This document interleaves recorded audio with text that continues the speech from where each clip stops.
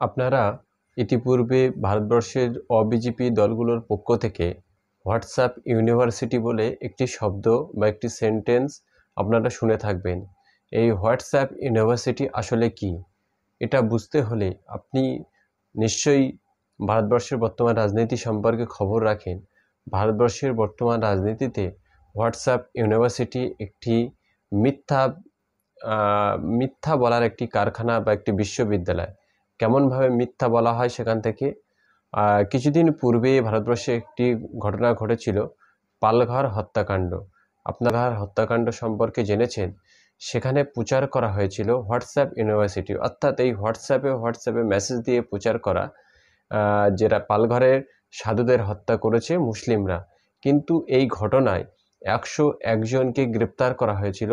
পরবর্তীতে দেখা গেল এই 101 জন যে গ্রেপ্তার হয়েছে এর মধ্যে একজনও মুসলিম ছিল না। তাহলে পালঘরের যদি সাধুদের মুসলিমরা হত্যা করে থাকে, তাহলে যতজনকে গ্রেপ্তার করা হয়েছিল তার মধ্যে একজনও মুসলিম ছিল না। ঠিক অনুরূপভাবে কিছুদিন পূর্বে একটি সিনেমা নিয়ে ভারতবর্ষ তোলপাড় হয়েছিল। আপনারা সকলেই জানবেন সেই সিনেমাটি হলো কেরালা স্টোরি। এই কেরালা স্টোরিতে বলা হয়েছিল 32,000 কেরালার মহিলা, হিন্দু মহিলা, তারা আইএসএতে গিয়ে জয়েন করেছে এবং তারা সন্ত্রাসবাদী কাজকর্ম চালিয়েছে। কিন্তু পরবর্তীকালে সুপ্রিম কোর্টের রায় আপনারা যদি খেয়াল করেন তাহলে জানতে পারবেন, সুপ্রিম কোর্টের রায় সেখানে সেই সিনেমা প্রডিউসার বা ডিরেক্টরকে বলতে বাধ্য হয়েছিল যে এই ঘটনাটি সম্পূর্ণ কাল্পনিক।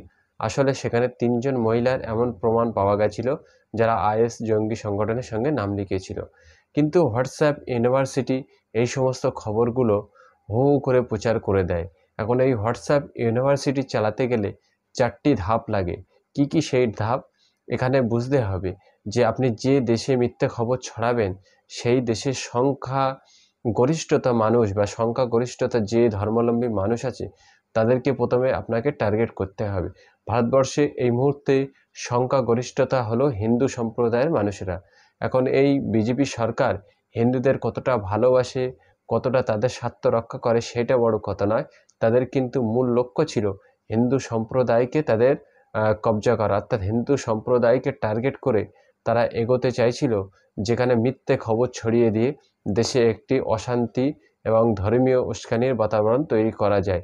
সেই মতো তারা হিন্দু সম্প্রদায়কে টার্গেট করে প্রথমে প্রচার করতে শুরু করেছে যে হিন্দুরা টার্গেটে আছে, হিন্দুরা ভালো নেই, হিন্দুরা 1010 বছর ধরে অত্যাচারিত হচ্ছে। এরকম তারা প্রথমে হিন্দু সম্প্রদায়ের মানুষগুলোকে টার্গেট করেছে এবং টার্গেট করার পরে তারা বলছে হিন্দুরা ডেঞ্জার পয়েন্টে আছে, হিন্দুরা দেশ থেকে বিতাড়িত হওয়ার মুখোমুখি দাঁড়িয়ে আছে। এমনভাবে তারা হোয়াটসঅ্যাপ ইউনিভার্সিটি থেকে মিথ্যে খবর প্রচার করছে।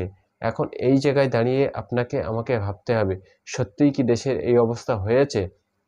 যদি হয়ে থাকে তাহলে আপনাকে অবশ্যই পালঘরের ওই ঘটনা আপনাকে জানতে হবে, কেরালা স্টোরি জানতে হবে, বা সুধীর চৌধুরীর যেটা লাভ জেহাদ। সুধীর চৌধুরী যখন জি চ্যানেলে কাজ করত তখন তিনি মিথ্যে খবর প্রচার করেছিল লাভ জেহাদও সুপ্রিম কোর্টের রায়ে একটা সম্পূর্ণ মিথ্যে খবর বলে প্রচার হয়েছে।